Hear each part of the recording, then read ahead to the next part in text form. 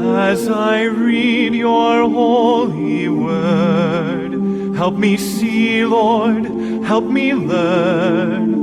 Holy Spirit, from its pages lead the way.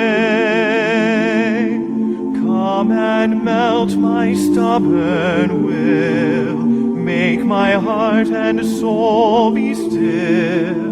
As I read your word, may I heed it and obey. 오늘 우리 같이 보실 하나님의 말씀 시편 145편 20절, 히브리서 11장 6절 말씀 우리 함께 보도록 하겠습니다. 우리 한음성으로 읽도록 하겠습니다. 시작. 주께서 자신을 사랑하는 모든 자들은 보존하시나 모든 사악한 자는 멸하시리로다. 히브리서 11장 6절 말씀. 또 같이 읽겠습니다. 시작. 그러나 믿음이 없이는 하나님을 기쁘게 하지 못하나니 그분께 가는 자는 반드시 그분께서 계시는 것과 또 그분께서 부지런히 자신을 찾는 자들에게 보상해 주시는 분이심을 믿어야 하느니라. 기도하겠습니다. 하나님 함께 하시고 인도하옵소서. 모든 영광을 주님께 돌리기를 원합니다. 우리 주 예수 그리스도의 귀하신 전함을 받들어 기도합나이다. 아멘. 오늘은 하나님께서 사랑하시고 기뻐하시는 사람에게 내려주시는 복과 보상에 대해서 우리가 오늘 살펴보도록 하겠습니다. 세상에서 가장 행복한 사람이 누구입니까? 하나님께서 기뻐하시고 하나님의 사랑을 받는 것이 세상에서 가장 행복한 사람입니다. 이 세상의 모든 것을 가지고 있어도 사랑받지 못하는 사람은 불행할 수밖에 없습니다. 여러분, 사랑받는다는 것이 얼마나 감사한 일인지 아십니까? 많은 사람들이 자신에게 관심을 두고 돌아보고 사랑해주는 사람이 없어서 고독과 외로움에 시달리다가 죽어가거나 또 자살하는 사람들도 있습니다. 러시아의 문호였던 톨스토이는 기독교 신앙이 돋보이는 작품들을 많이 쓴 것으로 잘 알려지고 있습니다. 그 중에 하나가 사람은 무엇으로 사나?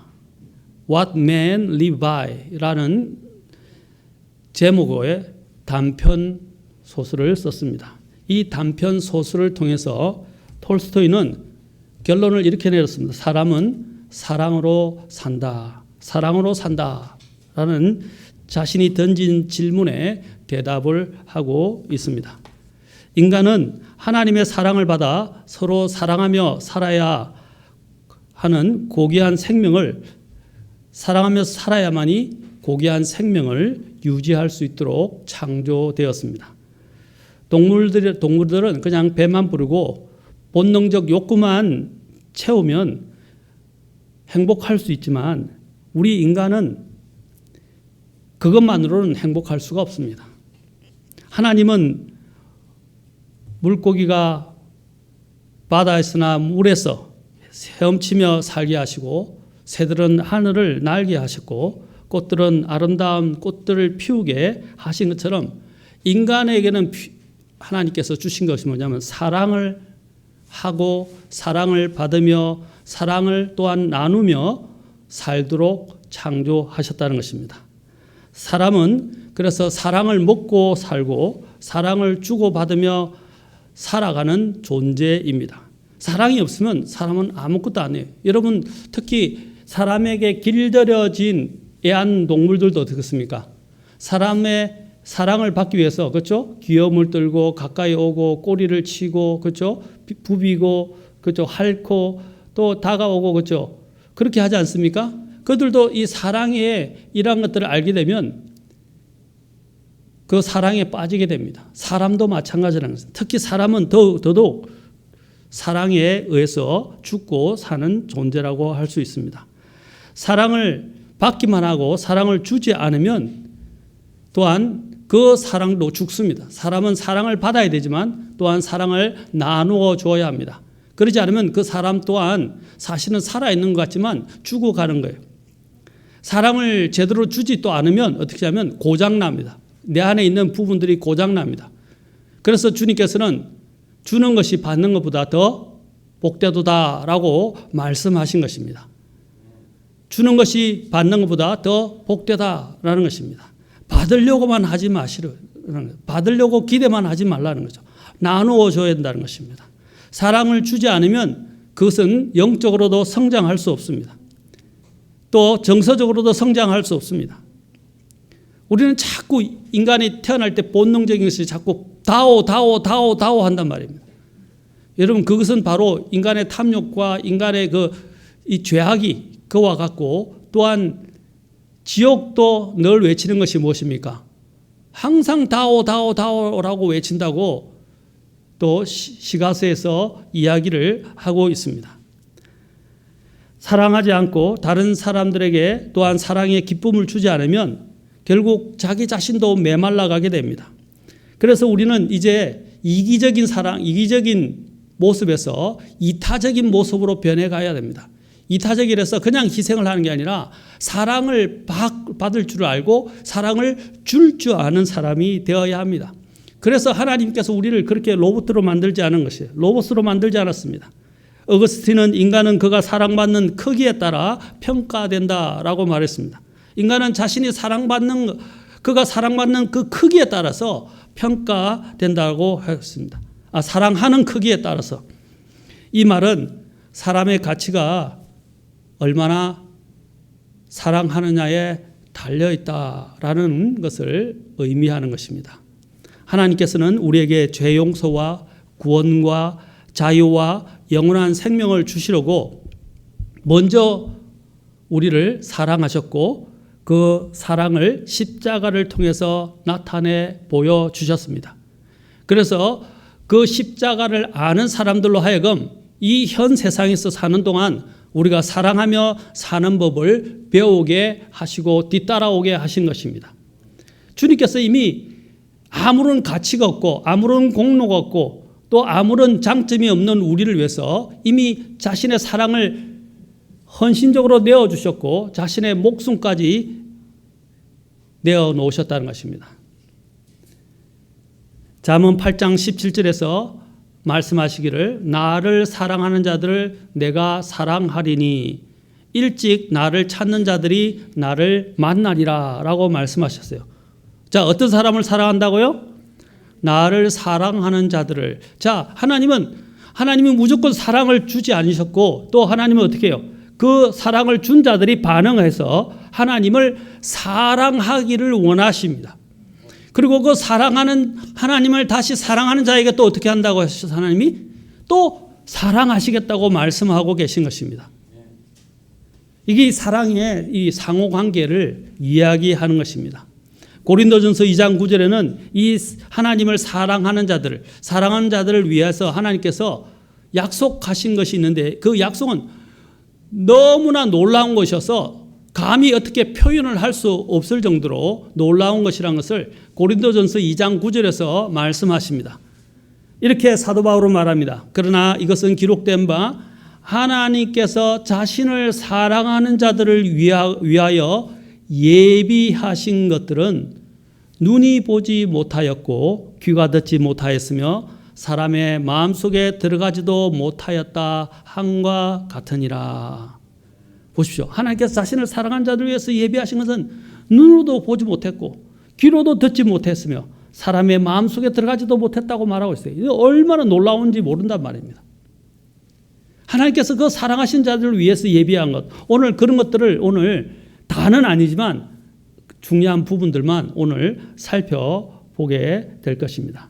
첫째, 자, 하나님께서는 자기를 사랑하는 자들을 많은 것을 예비해 놓으셨는데 우리는 다 알 수 없지만 또 상상할 수도 없지만 일단 성경에 있는 대로 몇 가지만 중요한 것들만 좀 살펴보겠습니다. 첫째, 하나님께서는 사랑하시고 기뻐하시는 사람을 더 많이 사랑하십니다. 아까 잠언 8장 17절 읽었듯이 나를 사랑하는 자들을 내가 사랑하나니 라고 말씀하셨어요. 일찍 나를 찾는 자들이 나를 만나리라. 하나님은 사랑이십니다. 하나님께서는 이 세상을 사랑하시고 세상을 사랑하시되 세상 안에 있는 하나님의 형상을 입은 우리를 너무너무 사랑하십니다. 하나님은 모든 사람을 사랑하십니다. 그런데 주님께서 나를 사랑하는 자들을 내가 사랑한다라는 이 표현은 하나님께서 사람을 사랑하시지만 하나님의 그 사랑을 깨달아 알고 그분을 더욱 사랑하는 사람을 하나님께서는 특별히 더 사랑하신다라는 것입니다. 그리고 사랑하신다는 것입니다. 요한일서 4장 8절에 보면 사랑하지 아니하는 자는 하나님을 알지 못하나니 이는 하나님이 사랑이시기 때문이라. 자, 이것은 내용에서 보면 두 가지 사랑을 다 얘기하는 하나님을 향한 사랑과 또 다른 사람들을 향한 사랑을 두 가지 다 이야기하는 거예요. 사랑하지 아니한 자는 하나님을 알지 못한다는 것은 사랑해야 한다는 것. 첫째는 누구를 사랑하는 것입니까? 하나님을 사랑하고 두 번째는 내 이웃, 특히 내 형제들을 사랑하는 것입니다. 요한일서는 내 가까이 보이는 형제들을 사랑하는 것에 이제 중점을 두기 시작했습니다. 요한일서 4장 10절에서는 또 계속해서 이렇게 말합니다. 우리가 하나님을 사랑하지 아니하였으나 그분께서 우리를 사랑하시고 자신의 아들을 보내사 우리의 죄들로 인한 화해 헌물로 삼으셨나니 여기에 사랑이 있느니라. 여기에 사랑이 있나? 바로 아들까지 주셨다는 것입니다. 그래서 요한일서 4장 14절에 그 아들에 대해서 이렇게 말합니다. 아버지께서 아들을 세상의 구원자로 보내신 것을 우리가 보았고 증언하노니라고 말하고 있습니다. 바로 그 아들을 우리를 위하여 십자가의 희생물로 주셨다는 것입니다. 그리고 그 뒤에 요한일서 4장 16절에서는 이렇게 말씀하십니다. 우리를 향해 하나님이 가지고 계신 사랑을 우리가 알았고 또 믿었나니 하나님은 사랑이심으로 사랑 안에 거하는 자는 하나님 안에 거하고 하나님도 그 안에 거하느니라. 자, 여기서 또 하나님이 약속하시는 것들 있죠? 뭐가 있습니까? 그 사람 안에 거하신다라고 말씀하시죠. 그렇죠? 그 사람 안에 거하신다. 그래서 사랑의 상호작용이 더욱더 진해지고 더 깊어진다는 것입니다. 그러면 하나님의 사랑은 공평하지 않습니까? 라고 반문하는 사람이 있을 것입니다. 그것은 하나님의 사랑을 오해하는 것입니다. 하나님께서는 사람들이 사랑을 할 때 어떤 사람은 더 사랑하고 어떤 사람은 덜 사랑하고 어떤 사람은 그렇죠? 또 사랑하지 않고 할 때 하나님은 누구에게나 똑같은 양의 사랑을 주어야 된다고 생각하는 사람들이 있다는 것입니다. 그것은 하나님을 기본적으로 잘 이해하지 못하고 있는 것입니다. 하나님께서는 기본적으로 모든 사람을 사랑하십니다. 그러나 하나님께서는 그분을 더욱 사랑하는 자를 더욱 기뻐하시고 그에게 자기 자신을 나타내 보이십니다. 이것이 공평입니다. 사람들은 공평과 공정을 잘못 이해하고 있어요. 오늘날 더더욱 지금 이념의 혼란, 이데올로기의 이 혼란 가운데서 이 공산주의자들이나 사회주의자들은 이것을 기치로 해서 사람들을 자꾸 속이고 선동하고 있습니다. 그것은 여러분 속지 말아야 됩니다. 각 사람이 가진 기질이나 재능을 고려하지 않고 일률적으로 동등하게 동일하게 취급하고 동일한 작업을 시키고 동일한 임금을 주는 것이 과연 공평한 것입니까? 사람마다 다 자질과 역량이 다 달라요. 그리고 또 사람들은 살아가면서 그 사람이 하는 몫이 다르고 책임이 다르고 직급이 다 다릅니다. 그렇죠? 그러면 그게 합당하게 대우를 해야 돼요. 어떤 사람은 일을 많이 할 수 없는 사람이 있고 어떤 사람은 일을 많이 할 수 있는 사람이 있어요. 어떤 사람은 쉬운 일만 할 수 있는 사람이 있고 어떤 사람은 어려운 일도 감당할 수 있는 사람이 있어요. 그럼 어떻게 해야 돼요? 어떻게 해야 됩니까? 거기에 맞게 대우를 해야 하는 것이 당연한 것입니다. 사람의 직업에 관계없이 직무에 관계없이 수행 능력이나 업적에 관계없이 보수를 준다면 그것이 과연 공평한 것일까요? 아닙니다. 그것은 공산주의자나 사회주의자의 허황된 망상일 뿐입니다. 공산주의자들이 프롤레타리아 혁명을 통해서 부르주아지 계급을 척결하고 모두가 동등하고 공평하게 대우받게 하는 것을 이상으로 삼았지만 오히려 그들은 어떻게 했습니까? 오히려 계급을 더 나누고 더 특권 계층들이 나타나기 시작했으며 심지어는 노동자들을 오히려 지배하고 착취했습니다. 그래서 소련이 무너지게 된 것입니다. 중국도 보십시오. 오히려 그 권력을 갖고 있는 사람들이 더 강하게 사람들을 핍박하지 않습니까? 요즘 상하이에 대한 사건들이 여러분 한번 찾아보십시오. 상하이에서 지금 어떤 일들이 나고 있는지. 한 사람도 이 지금 하고 있는 코로나 전염 환자가 없도록 하기 위해서 온 아파트를 폐쇄하고 거리를 폐쇄시켜버리고 식량도 안 갖다 주고 사람들을 절규하고 밤마다 아우성하고 짐승 우는 처럼 울고 밖으로도 못 나가고 죽는다 고글 하는 소리가 나고 사람들이 죽어나가고 있습니다. 한번 찾아보세요. 지금 심각합니다. 이게 공산주의자들이 하는 거예요. 오히려 노동자들을 더 지배하고 착취하고 있습니다. 홍콩에서도 일어났죠. 지금 상하이에서 일어났죠. 또 그 외에 중국의 곳곳에서 이 전염병을 막는다는 미명하에서 사람들을 착취하고 사람들을 더 어렵게 하고 심지어는 사람들을 죽이고 있다는 사실입니다. 하나님께서는 모든 사람을 심판하시지만 각 사람의 행위대로 심판하는 것이 과연 불공정하고 불공평한 것입니까? 죄의 경중에 따라 처벌하는 것이 공정하고 공평한 것이 아닙니까? 여러분, 그런 공산주의자와 사회주의자들의 미사역구의 선동에 제발 선동 다 하지 마시고 속지 마십시오. 특히 학교에서 평준화라는 이름으로 아이들을 그냥 똑같이 그냥 교육시키는 것. 어떤 애들은 음악이나 특별한 이런 특기 기술생이 있죠. 그래서 특수 목적 학교가 있을 수도 있고 어떤 때는 또 얘가 뛰어나기 때문에 이것을 더 살려주기 위해서 또 영재 학교가 생길 수도 있고 그렇죠. 어떤 애들은 또 기술력이 뛰어나기 때문에 기술 고급 학교에서 기술을 가르쳐서 그것을 개발할 수 있도록 만들어주고 또 과학 영재 학교도 있고 음악 영재 학교도 있고 그렇잖아요. 또 수학 영재 학교도 있고 그런 사람들의 특기에 맞춰서 특수 목적고가 생길 수도 있고 그렇죠? 또 할 수 있는 것입니다. 또 자신들의 목적에 따라서 또 학교를 설립해서 또 사립학교들을 자사고라고 이야기하죠. 사립학교를 만들어서 또 거기서 그 아이들의 맞게 신앙에 따라서 어떤 또 자신들의 목적과 취지에 따라서 그 아이들을 만들어낼 수도 있다는 것입니다. 민족사관학교도 뭐 마찬가지겠죠. 또 종교 이런 미션 스쿨이 또 마찬가지겠죠. 그런데 그런 것들을 다 폐쇄시키고 그냥 다 하나로 그냥 평준화시켜버리겠다고 하는 것들은 얼마나 잘못된 발상인지 몰라요. 왜 이것들이 잘못됐다는 걸 왜 깨닫지 못하십니까? 그것이 자유를 탄압한다는 것을 우리는 깨달아 알아야 됩니다. 하나님께서도 그렇게 하시지 않으신다는 거죠. 하나님께서는 모든 사람에게 하나님께서 똑같이 큰 사랑을 나타내 보여주셨지만 사람마다 이 사랑에 사실 반응하는 정도가 다 다르다는 거예요.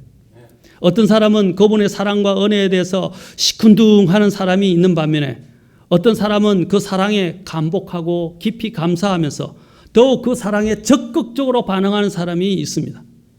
하나님께서는 우리를 로봇으로 만들지 않으셨습니다. 사랑이라는 것은 상호작용을 통해서 더 깊어지고 더 진한 사랑으로 나아가게 되는 것입니다.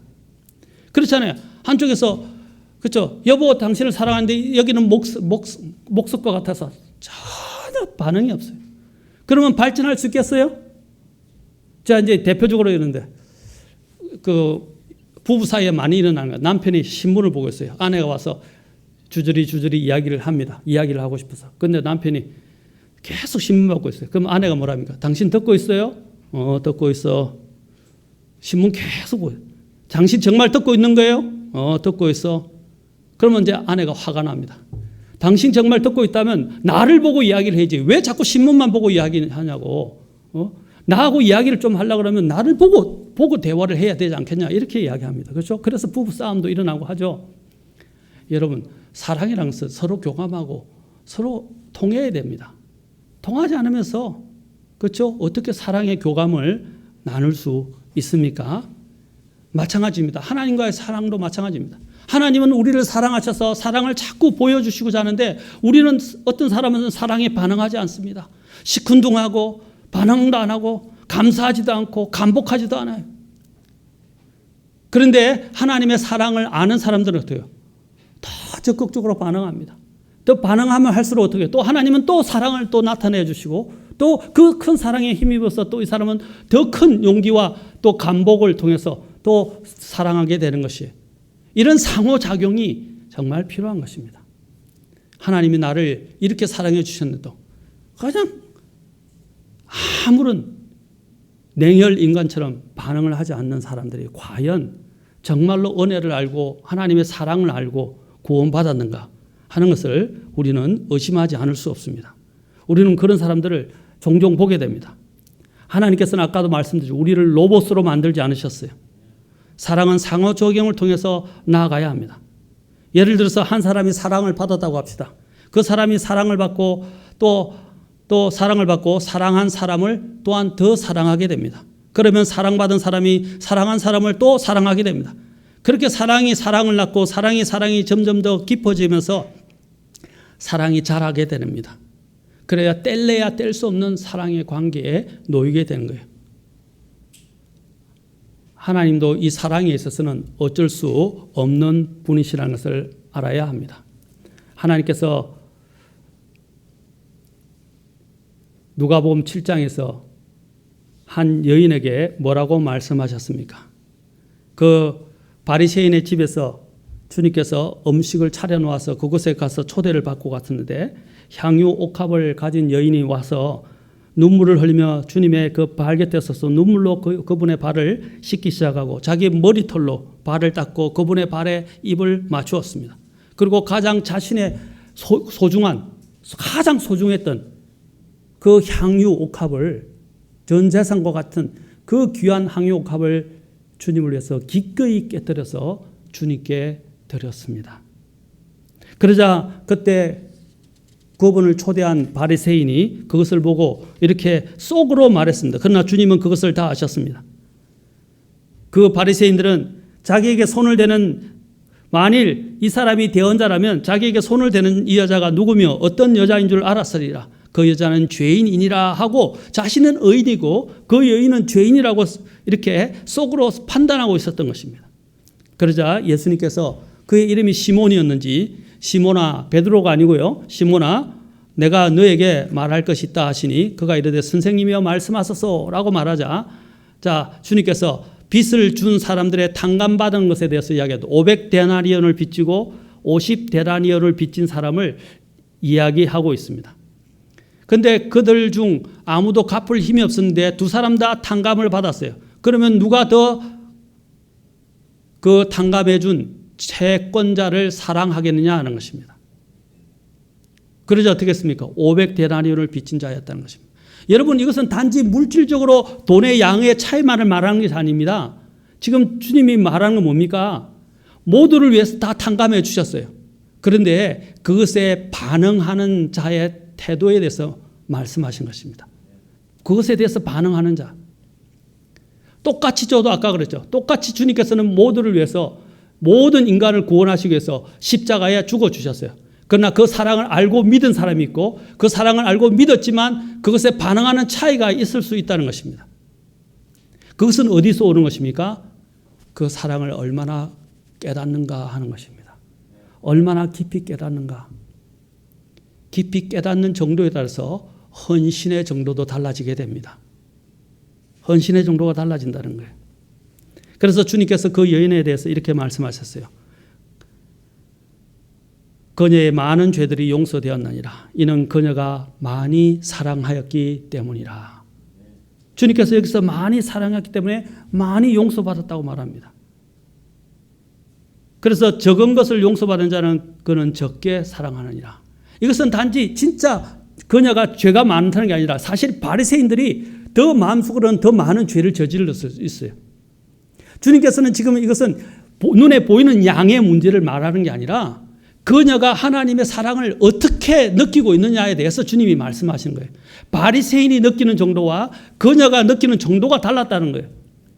그녀는 자신을 죄인으로 느끼고 하나님의 사랑을 크게 느꼈다는 거예요.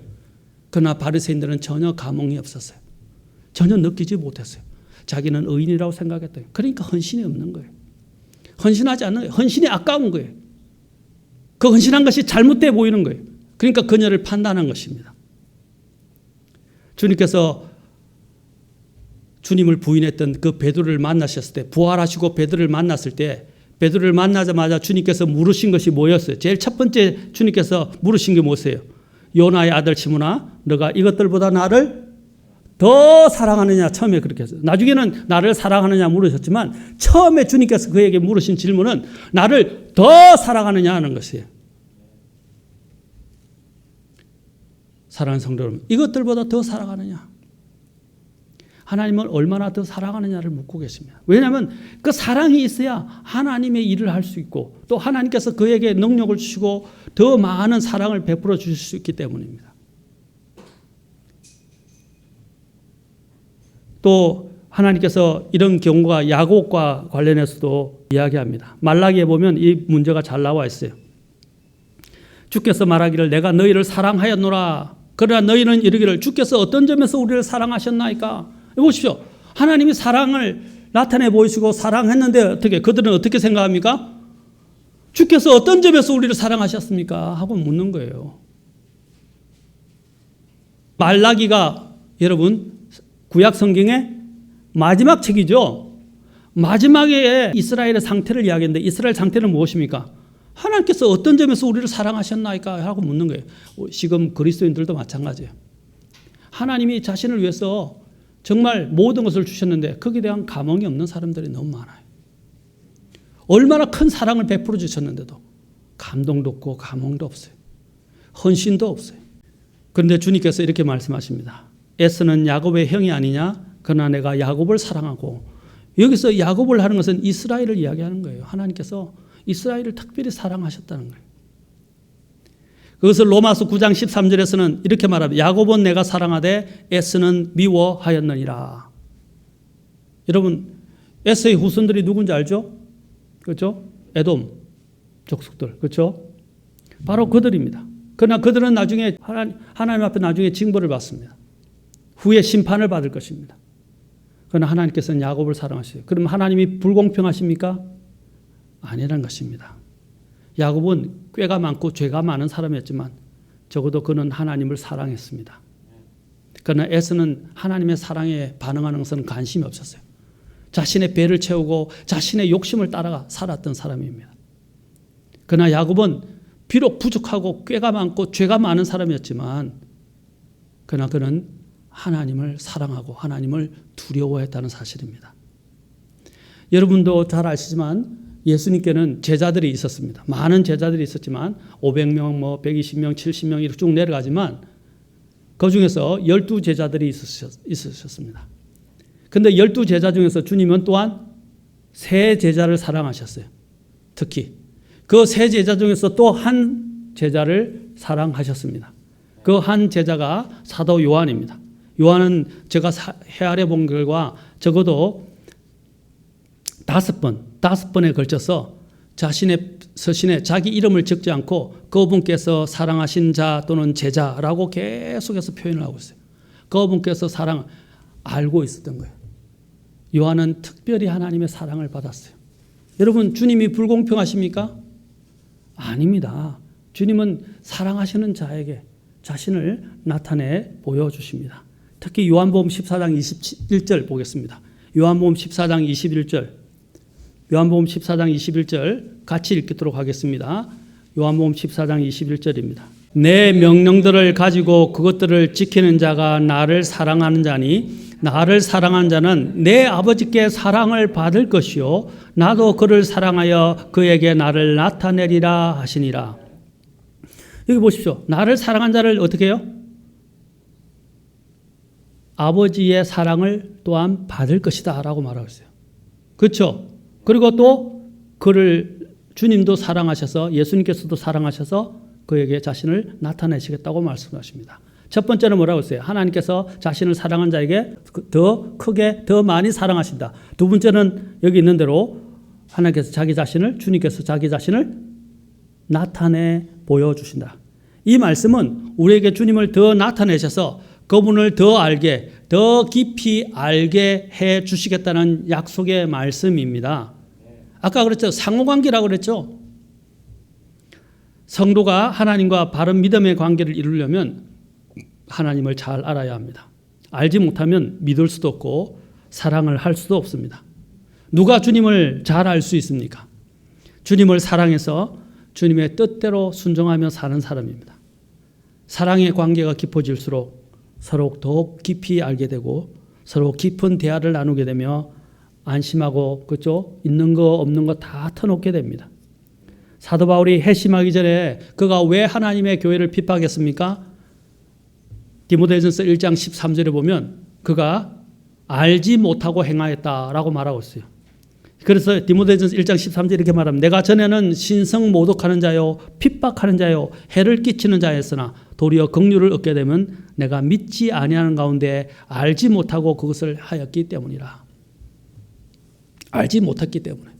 믿지 않고 알지 못했기 때문에 그가 이런 일을 한 거예요. 그러나 주님을 알고 난 다음에는 그는 어떻게 됐습니까? 그는 빌립보서 1장 20절과 21절에서 이렇게 말합니다. 지금도 온전히 담대하여 살든지 죽든지 내 몸에서 그리스도를 높이고자 하나니 살든지 죽든지 내 몸에서 그리스도를 높이고자 하나니 내게는 사는 것이 그리스도요 죽는 것이 이득이다 라고 말했어요. 뭐라고요? 살든지 죽든지 내 몸에서 그리스도를 높인다 그랬어요. 그리고 빌립보서 3장 7절 또 8절에서는 뭐라고 그랬습니까? 7절부터 12절까지 쭉 보면 여기서 7절 8절을 보면 그러나 무엇이든지 내게 이득이던 것들을 곧 그것들을 내가 그리스도를 위하여 손실로 여겼으며 손실로 여겼다고 그랬어요. 모든 것들을 그리스도를 위해서 그 다음에 참으로 확실히 모든 것을 손실로 여기면 그리스도 예수 내 주를 아는 지식이 뛰어나기 때문이라. 내가 그분을 위하여 모든 것에 손실을 입고 그것들을 단지 배설물로 여기면 내가 그리스도를 얻고 이렇게 되어 있어요. 그리스도를 얻고 또 3장 9절에 그 뒤에 보면 그분 안에서 발견되려 함이라. 그래서 그는 어떻게 해요? 그래서 그리고 3장 10절에서 자 이것은 내가 그분의 죽으심과 일치하게 되어 주님과 함께 그냥 죽는다는 거예요. 고난도 감수하겠다는 거예요. 그래서 그 뒤에 계속해서 이렇게 말합니다. 그분과 그분의 부활의 권능과 그분의 고난에 참여하는 것을 알고자 하며 어찌하든지 내가 죽은 자들의 부활에 도달하려 함이라. 아멘. 그러면서 12절에 마지막에 뭐라고 합니까? 이제는 예수님께서 나를 붙잡아 이루시고자 하신 그것을 붙잡으려고 뒤따라가노라. 다른 게 눈에 안 보이는 거예요. 어떻게 해요? 그것만 바라보고 달려가는 거예요. 사도 바울은요. 그의 인생이 바뀌어 버렸습니다. 그러면서 그는 점점 더 또 나이가 들어갈수록 어떻게 했어요? 그가 회심한 뒤로 그가 바뀌었죠. 삶의 목적과 그렇죠? 또 사는 이유가 바뀌어졌죠. 그런데 날이 갈수록 나이가 들어갈수록 그는 주님 앞에서 어떻게 돼 갑니까? 더욱더 겸손해져요. 벼는 익을수록 고개를 숙인다 그랬어요. 정말 주님을 알아가는 사람들은 더욱더 자신이 죄인임을 깨닫게 되고 엎드리게 됩니다. 그리고 그는 어떻게 했습니까? 주님을 죽기까지 사랑했습니다. 그는 순교하기까지 주님을 사랑했습니다. 그래서 그는 유명한 말을 남기지 않습니까? 내가 지금 사람들을 설득하느냐 하나님을 설득하느냐 혹은 사람들을 기쁘게 하려고 했으느냐 내가 아직도 사람들을 기쁘게 한다면 결코 그리스도의 종이 아니니라 라고 갈라디아서 1장 10절에서 말씀하십니다. 그는 하나님을 기쁘게 하시기 위해서 또 하나님을 기쁘시게 하기 위해서 그는 살았던 것입니다. 오늘 많은 사람들이 예수님을 믿지 않은 이유가 무엇입니까? 아까 사도 바울이 구원받기 전에 이야기한 것처럼 예수님을 모르기 때문입니다. 믿지 않고 모르기 때문입니다. 예수님을 바로 알게 되면 구원받고 주님을 사랑하게 됩니다. 얼마나 그분이 나 같은 죄인을 사랑하셨는지 그냥 감사가 넘쳐날 수밖에 없어요. 나는 죽어 마땅한데. 그리고 가면 갈수록 내 죄는 자꾸 드러나고 내가 얼마나 고약하고 얼마나 정말 악질인지를 내 자신이 스스로 냄새나는 존재라는 것을 더욱더 절실히 깨닫게 돼요. 그러면 하나님 앞에 몸둘 바를 모르는 거예요. 더욱더. 왜냐하면 내 죄는 점점 드러나고 더 많이 늘어나고 또 매일 살면서 죄를 짓고 있는 내 모습을 볼 때 한심하지 않겠어요? 나는 나를 미워할 수 있어요. 그러나 하나님께서는 더 이상 나를 미워하지 않는다는 거죠. 그러면 하나님이 나를 미워하지 않고 사랑한다는 걸 알게 되면 어떻게 해요? 내 자신도 이제 용서할 수 있게 됩니다. 소위 많은 그리스도인들의 삶의 헌신이 없는 이유가 무엇일까요? 그것은 주님의 그 크신 사랑과 은혜를 제대로 깨닫고 있지 못하기 때문입니다. 주님의 그 사랑과 은혜를 모르기 때문에 헌신이 없는 거예요. 가나안 땅에 들어간 이스라엘 백성이 왜 하나님을 버리고 우상을 섬기고 타락하게 되었습니까? 하나님을 잘 몰랐기 때문입니다. 그들은 출애굽을 통해서 하나님의 극적인 것을 보았고 목도했습니다. 그런데도 그들은 결국 하나님을 버리고 타락하고 우상을 숭배하게 됐습니다. 그래서 그들은 하나님을 제대로 알지 못했던 것입니다. 호세아 4장에서는 결론적으로 말합니다. 이스라엘이 더 잘되고 번성하고 잘되면 잘될수록 그들은 더 범죄하고 타락하게 되었어요. 그때 하나님께서 그들에게 뭐라고 말씀하셨어요? 하나님을 아는 지식이 없기 때문이다 그랬어요. 여기서 지식이라는 것은 머리로 아는 그냥 정보나 지식이 아니에요. 인격적으로 그분을 만나고 아는 거예요. 이 지식은 하나님과 사랑의 상호작용을 통한 그런 인격적인 하나님과의 이 이런 것들이 없다는 것을 말해주고 있는 것입니다. 그래서 호세아 4장 1절에서 하나님을 아는 지식도 없다고 말씀하시고 4장 6절에서는 내 백성이 지식이 부족함으로 망하는도다 라고 말씀하신 거예요. 우리는 그분을 잘 알아야 그분을 사랑할 수 있습니다. 그분의 사랑을 알면 어떤 희생을 치르고서라도 그분의 명령을 지키고 우리는 순종하게 됩니다. 그러면 하나님은 더욱 그에게 자기의 사랑을 나타내 보이시고 더 깊은 교제의 심년으로 인도하십니다. 그럼 우리는 그분의 사랑에 빠져서 눈이 멀어지게 됩니다. 여러분 역대 왕들이 어떻게 했습니까?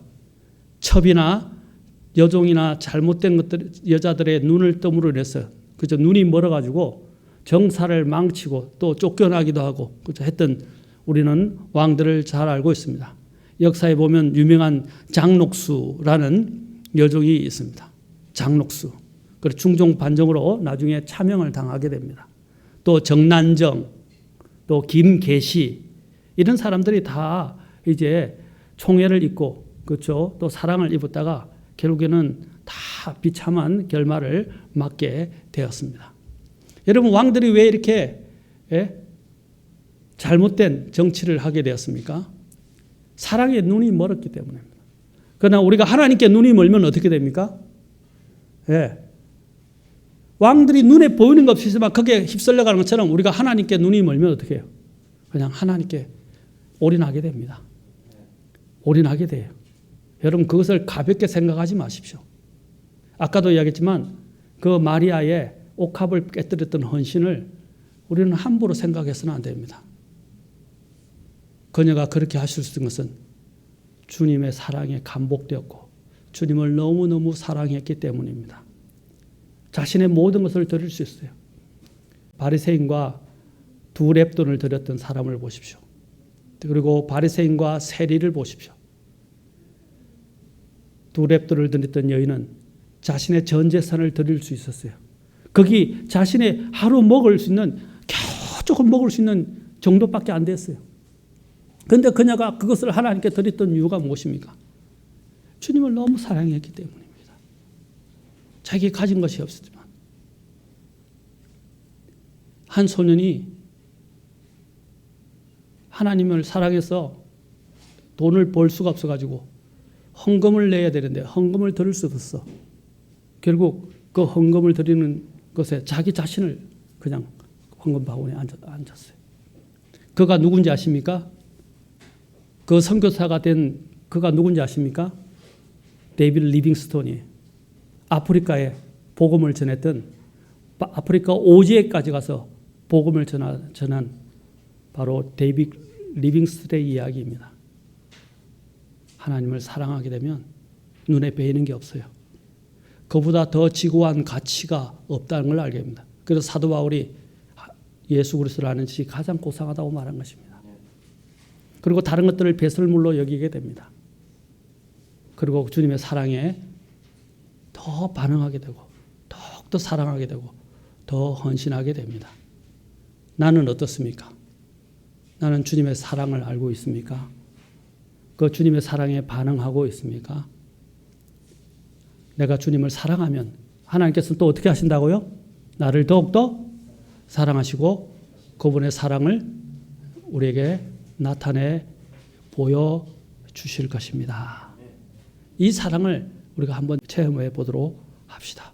Like the first rays of morning light, it will pierce my darkest night, showing sins of doubt and fear within my heart, showing self-confidence and pride, the rebel thoughts that plague my mind. Then it brings cleansing hope that quiets my heart.